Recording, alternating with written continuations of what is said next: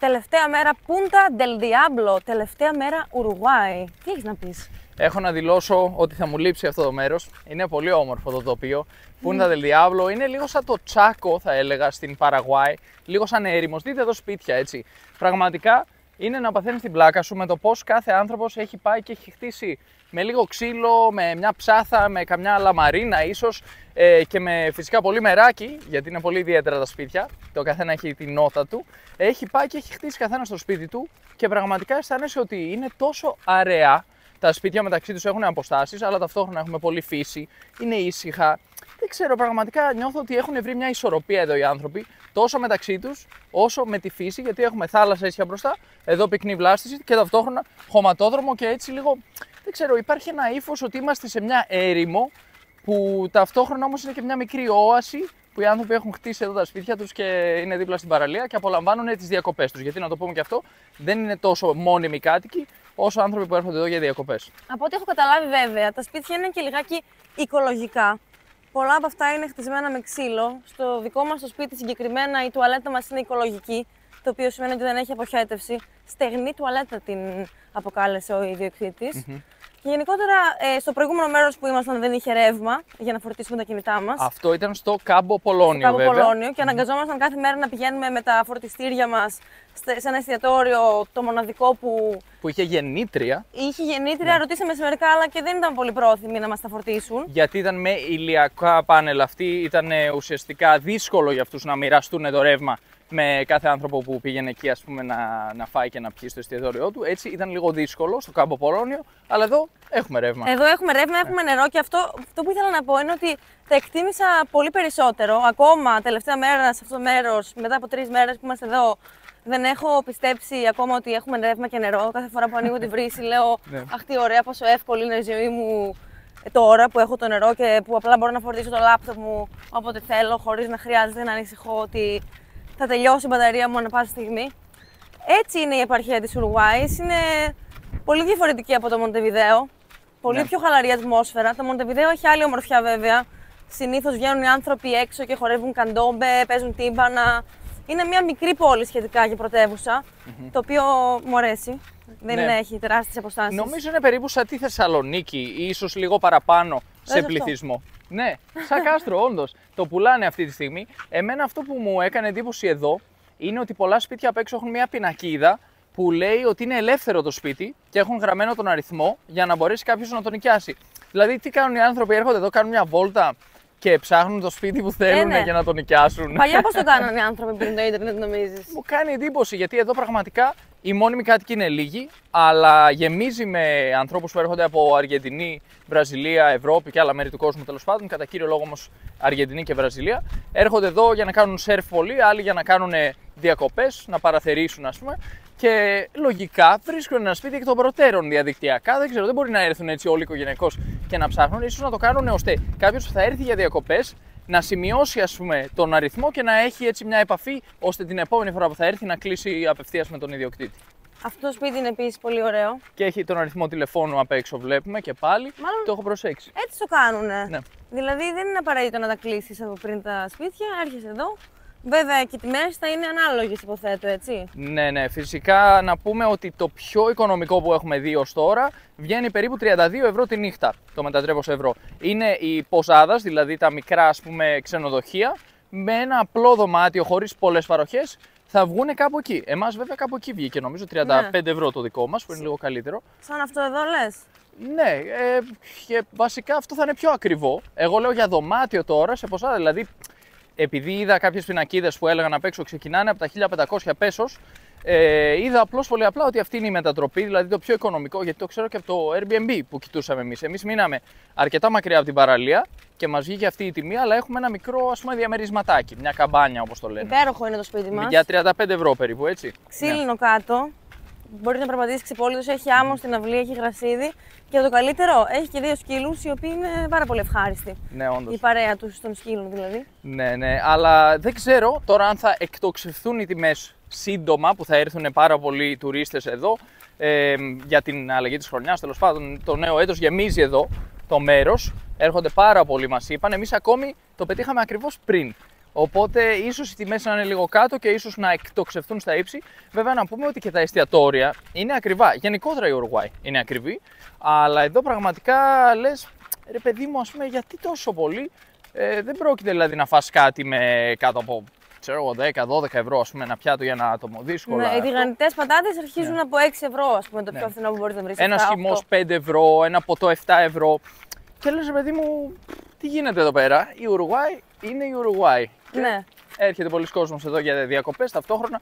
Αν βάλεις δηλαδή ότι ο βασικός μισθός είναι 500 κάτι, αλλά ο μέσος μισθός στο Μοντεβιδέο είναι 800 και υπάρχουν πολλοί άνθρωποι που βγάζουν χρήματα στην Ουρουγουάη, αυτό έχει ανεβάσει πολύ τις τιμές. Έρχονται και πολλοί για τουρισμό εδώ και ανεβαίνουν πολύ παραπάνω. Αλλά τουλάχιστον είναι πολύ νόστιμα τα φαγητά και δημιουργικά τα πιάτα τους. Μου αρέσει η Ουρουγουανή κουζίνα. Ναι. Βέβαια έχει αρκετά γρήγορα φαγητά. Η χυμή είναι καλή. Βέβαια, χθες αυτός που ήπια δεν μου άρεσε ο ανανάς. Ήταν σαν νερό σκέτο με λίγο ζουμί από ανανά. Εδώ έχουμε άλλο ένα πολύ ωραίο σπίτι με άχυρο για σκεπή. Ναι, εμένα πραγματικά μου κάνει εντύπωση γιατί όταν πηγαίνουμε σε ένα μέρος να επισκεφτούμε οποιοδήποτε μέρος γενικότερα στον κόσμο, υπάρχει μια ομοιομορφία. Εδώ δεν το παρατηρώ αυτό, δεν υπάρχει ομοιομορφία. Είναι λες και κάθε σπίτι έχει δικό του αρχιτέκτονα, δικό του σχέδιο και είναι λες και κάποιος του είπε: ξέρεις τι, εγώ θέλω το δικό μας να το κάνουμε αλλιώς. Δεν θέλω να μοιάζει με το σπίτι του γείτονα εδώ πέρα. Και θα δεις λοιπόν ότι αυτό το σπίτι δεν μοιάζει με το απέναντι, το οποίο δεν μοιάζει με το διπλανό του. Και λες πώς είναι δυνατόν, ρε παιδί μου, πραγματικά. Τελευταία μέρα είναι στην Ουρουγουάη. Ναι. Οι συνολικές εντυπώσεις είναι θετικές. Έχει παραλίες βέβαια, όχι ιδανικές για κολύμπη. Ναι. Έχει ακριβές τιμές. Είναι ίσως η ακριβότερη χώρα της Λατινικής Αμερικής που έχουμε επισκεφθεί. Συγκρίσιμες τιμές με Ευρώπη και Βόρεια Ευρώπη μιλάμε, όχι για Ελλάδα και Βουλγαρία. Εντάξει, κάθε χώρα έχει τα αρνητικά της, τα θετικά της. Οι άνθρωποι στην Ουρουγουάη είναι πάρα πολύ καλοί. Γνωρίσαμε ανθρώπους που γνώριζαν την Ελλάδα, θέλαν να μάθουν την ελληνική γλώσσα στο Ίδρυμα Μαρία Τσάκος. Πήγαμε στην ελληνική κοινότητα στο Μοντεβιδέο. Μία φορά είπαμε σε μια κυρία σε ένα περίπτερο ότι είμαστε Έλληνες και λέει «Wow, απίστευτο, έχω πάει σε κάποια νησιά, τι ωραία που είναι η Ελλάδα». Αλλά δεν ισχύει το ότι λένε ότι όλοι γνωρίζουν οι Ουρουγουανοί για την Ελλάδα κτλ. Δηλαδή, ναι, υπάρχει μια μερίδα του πληθυσμού που ενδιαφέρεται για τα ελληνικά και αυτό είναι χάρη σε μεγάλο βαθμό στο Ίδρυμα Μαρία Τσάκος. Αλλά όλη αυτή η συζήτηση που γίνεται ότι υπάρχουν παντού πλατείες και ελληνικά ονόματα, αυτό δυστυχώς δεν ισχύει. Κάποιος έβαλε λίγη σαλτσούλα, μου φαίνεται, γιατί και εμείς περιμέναμε με το που φτάσουμε να δούμε πανικός από Ελλάδα, παντού Ελλάδα. Και λέμε, ρε παιδί μου, στην Αργεντινή και στη Βραζιλία τους λες ότι είσαι από Ελλάδα και παθαίνουν σοκ. Εδώ όχι τόσο. Δηλαδή, πολλοί άνθρωποι σου λένε Ελλάδα. Τι μιλάτε εκεί στην Ελλάδα? Δηλαδή, κάποιοι δεν ξέρουν πού βρίσκεται η Ελλάδα ακριβώς. Κάποιοι δεν ξέρουν, δηλαδή, πολλοί δεν ξέρουν για την Ελλάδα και δεν υπάρχει ένας ενθουσιασμός έτσι άμεσος στην πλειοψηφία των ανθρώπων. Και έτσι νομίζω είχαμε άλλες, ας πούμε, εντυπώσεις αρχικά πριν έρθουμε και άλλες εντυπώσεις πλέον. Τώρα που θα φύγουμε, νομίζω το παράκανε κάποιος. Ναι, άλλες προσδοκίες, γιατί είχαν κυκλοφορήσει κάτι άρθρα που έλεγαν ότι υπάρχουν 6.000 άνθρωποι που μιλάνε την ελληνική γλώσσα. Άπτεστα. Άπτεστα ελληνικά, ότι υπάρχουν στάσεις λεωφορείων. Και ψάχναμε, αλλά δεν βρίσκαμε τόσο έντονο το ελληνικό στοιχείο. Βέβαια, βρήκαμε ελληνικό στοιχείο. Όντως. Στο Ίδρυμα Μαρία Τσάκου, πραγματικά η δουλειά που κάνουν είναι φανταστική. Ένα τεράστιο μπράβο και συγχαρητήρια στους ανθρώπους, γιατί φυσικά και στην οικογένεια Τσάκου που επιχορηγεί φυσικά το Ίδρυμα, αλλά σε κάθε περίπτωση αυτό που είδαμε εκεί ήταν μοναδικό. Βέβαια, προηγουμένως συναντήσαμε πολλούς φιλέλληνες και στο Μπουένος Άιρες και εκεί έχουμε πολλές ελληνικές κοινότητες. Εντάξει, φυσικά τη σύγκριση κάνουμε. Η Ουρουγουάη ολόκληρη σαν χώρα έχει λίγο πάνω από 3 εκατομμύρια, 3,5 εκατομμύρια ανθρώπους, αν δεν κάνω λάθος. Το Μπουένος Άιρες από μόνο του είναι γύρω στα 15. Δηλαδή, τι συγκρίνουμε, ας πούμε? Δεν μπορούμε να συγκρίνουμε. Η Ουρουγουάη είναι η χώρα η οποία βρίσκεται ανάμεσα σε δύο γίγαντες. Στο γίγαντα της Αργεντινής και φυσικά της Βραζιλίας, που είναι ο μεγαλύτερος γίγαντας από όλους εδώ στη Λατινική Αμερική. Πρακτικά η Βραζιλία είναι μία ήπειρος μέσα σε μία ήπειρο. Μιλάμε για 230 εκατομμύρια ανθρώπους. Την τελευταία φορά που είδες, τώρα θα έχει ανέβει κατά πολύ. Σίγουρα, κάθε φορά που το κοιτάς ανεβαίνει αυτό. Ναι, δες εδώ, κι άλλο ένα όμορφο κτίριο. Αυτό είναι hostel. Εδώ έχει αρκετά hostel, τόσο εδώ όσο στο Κάμπο Πολώνιο. Γενικά φαίνεται να υπάρχει ζήτηση για hostel. Άνθρωποι που έρχονται και μένουν σε ένα δωμάτιο, ίσως κοινόχρηστο, μοιράζονται την κουζίνα, το μπάνιο κλπ. Υπάρχει αυτή η κουλτούρα εδώ, έτσι μειώνουν τα έξοδα και ταυτόχρονα γνωρίζουν και ανθρώπους, μπορούν να πάνε μαζί σε κάποιο πάρτι, οργανώνονται ας πούμε και κάνουν και κοινωνικοποίηση. Πολλοί κάνουν σερφ. Πολλοί κάνουν σερφ, όντως. Κάποιοι κατέβαιναν στην παραλία χθες που κοιτάξαμε με την σανίδα τους. Να, αυτή τη στιγμή ένα αυτοκίνητο, το οποίο έχει και ένα σκύλο που βγαίνει από το παράθυρο, έχει 2 σανίδες πάνω, αν δεν κάνω λάθος, Ναι. τυλιγμένες. Χθες είδα μια γουρούνα που κατέβαινε στην παραλία, 2 παιδιά πάνω και κρατούσαν τη σανίδα στο χέρι και κατέβαιναν με τη γουρούνα. Είναι έτσι beach vibes, είναι πολύ για σερφ. Άρα, όποιος ενδιαφέρεται για σερφ, είναι πολύ καλές οι παραλίες, όντως, γιατί τα κύματα έρχονται προς τα έξω σε κάθε παραλία, διαρκώς το ένα μετά το άλλο. Και έτσι είναι πολύ καλό για κάποιον που θέλει να μάθει. Και φυσικά ο κίνδυνος πάντα είναι όταν τα κύματα βγαίνουν προς τα μέσα και όχι όταν βγαίνουν προς τα έξω. Όταν βγαίνουν προς τα έξω είναι τέλειο. Από εδώ είναι παραλία ή από εδώ, γιατί την βλέπω ήδη. Και από τις δύο μπορούμε να πάμε. Αν κινηθούμε ίσια, θα φτάσουμε λίγο πιο κεντρικά στο χωριό, ας πούμε. Και αν πάμε από εδώ, θα φτάσουμε στην πρώτη παραλία που συναντάμε στο αριστερό μας χέρι. Ωραία, ωραία βόλτα ήταν σήμερα.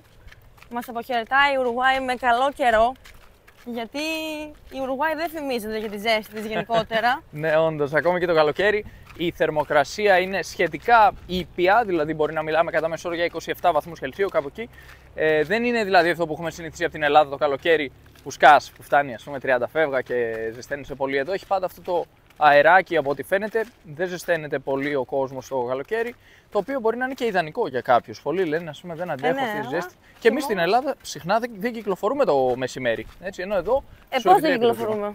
Γιατί, ας πούμε, 3 ή 2 με 4 εκεί καμιά φορά λες, πω είναι τόσο πολύ πραγματικά. Ιδανικά. Ιδανική θερμοκρασία. Πάνω από 40. Όχι, εντάξει, για μας, εμείς είμαστε και λίγο έτσι τη ζέστη, εντάξει, κακά τα ψέματα. Έχουμε συνηθίσει κιόλας γιατί αποφεύγουμε τους χειμώνες εδώ και 4-5 χρόνια. Όσο μπορούμε, μας ψιλοπιάνουν, Μας ψιλοπιάνουν οριακά πάντα και πάντα την γλιτώνουμε. Στο τέλος, εκεί που πάνε να μας πιάσουν, έχουμε φύγει. Τώρα αισίως έχει μπει λοιπόν το καλοκαίρι εδώ στην Ουρουγουάη και θα περάσουμε το υπόλοιπο καλοκαίρι στη Βραζιλία, ξεκινώντας από αύριο. Όσοι μας ακολουθούν, μείνετε συντονισμένοι. Από αύριο αρχίζει το κεφάλαιο Βραζιλία. Ξανά. Ξανά πάλι Βραζιλία θα πας. Είναι δυνατόν, γιατί πάλι Βραζιλία? Παιδιά, οι άνθρωποι περιμένουν Βολιβία, Χιλή. Τι γίνεται? Μα είναι σαν να λέμε, καλά, πάλι πας στην Ευρώπη, πάλι πας στην Αμερική. Συγγνώμη, είναι τεράστια χώρα. Δηλαδή, μιλάμε για 26, σχεδόν 27 πολιτείες, 26 συν ένα Distrito Federal, την Βραζίλια, είναι 27. Δηλαδή, κάθε ένα από αυτά τα εστάτους, κάθε μία από τις πολιτείες είναι σαν μια χώρα. Ερώτηση, θα πας σε μέρη που δεν έχεις ξαναπάει ή θα πας σε μέρη που έχεις ξαναπάει? Και στα δύο. Και σε μέρη που έχω ξαναπάει και σε μέρη που δεν έχω ξαναπάει. Θα πάμε σε πολλές πολιτείες. Έχουμε ένα πολύ φιλόδοξο σχέδιο. Θα δούμε κατά πόσο θα μπορέσουμε να το εφαρμόσουμε. Ξεκινώντας από. Τέλος πάντων, να μην μπούμε σε πολλά. Αυτά θα τα δείτε. Αλλά πολλές πολιτείες. Εγώ θα πω ότι είμαστε πρώτη φορά οργανωμένοι. Ναι, είμαστε οργανωμένοι. Σχετικά. Δηλαδή, έχουμε κλείσει τα σπίτια μας. Ας πάνε όλα καλά, γιατί κάθε φορά που το κάνουμε αυτό κάτι πάει στραβά. Όντως. Αλλά όταν είναι να πλησιάζουν τα Χριστούγεννα και οι γιορτές, είναι καλό να κλείνουμε από πριν τις διαμονές μας, γιατί αυξάνονται πολύ οι τιμές. Ναι, έτσι νομίζω είναι. ότι φτάσαμε. Πρέπει να κάνουμε ένα μικρό κύκλο τώρα και να κατέβουμε στην παραλία από εκεί. Αυτό μας πετάει λίγο εκτός παραλίας, το συγκεκριμένο δρομάκι εδώ, ο συγκεκριμένος δρόμος. Ναι. Δεν μπορούμε να κατέβουμε άμεσα από ό,τι βλέπω, εκτός αν αυτό είναι το μονοπάτι, δεν ξέρω. Έλα, πήγαινε. Λες να πάω, άντε πάω. Φεύγω. Κανονικά πηγαίνουμε από άλλο δρόμο, αλλά εντάξει, δεν πειράζει. Τώρα θα πάμε από αυτή τη ζούγκλα. Θα τα καταφέρουμε. Όχι, άντε πάμε από εδώ, δεν πειράζει. Την επόμενη φορά όμως θα σε βάλουμε να πας από εκεί. Θα με βάλετε να πάω. Ναι. Παιδιά, ψηφίστε στα σχόλια. Θέλετε την επόμενη φορά να πάω από τη ζούγκλα? Θα έχουμε την ευκαιρία να το κάνουμε σύντομα, γι' αυτό ρωτάω. Όποιος θέλει να πατήσει like και subscribe. Όχι. Όποιος δεν θέλει να πατήσει like και subscribe. Όποιος θέλει να σωθεί ο Κωνσταντίνος, να πατήσει subscribe. Το βρήκες. Ήξερες ότι θέλουν να με βάλουν να πάω στη ζούγκλα. Ναι, οι περισσότεροι νομίζω σε συμπαθούν.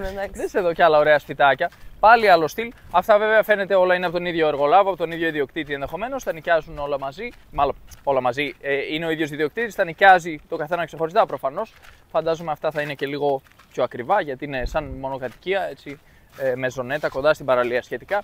Εδώ πάντως σίγουρα δεν είναι η πιο οικονομική επιλογή για διακοπές. Αν θέλει κάποιος πιο οικονομικές διακοπές, καλά, δεν το συζητάω ότι η Παραγουάη είναι από τις πιο φθηνές που έχουμε συναντήσει μέχρι τώρα. Η Κολομβία μάλλον είναι πολύ καλή επιλογή γιατί έχει και παραλίες. Αλλά να πούμε ότι και η Βραζιλία, στα μέρη που θα βρισκόμαστε σύντομα, είναι επίσης αρκετά οικονομική επιλογή.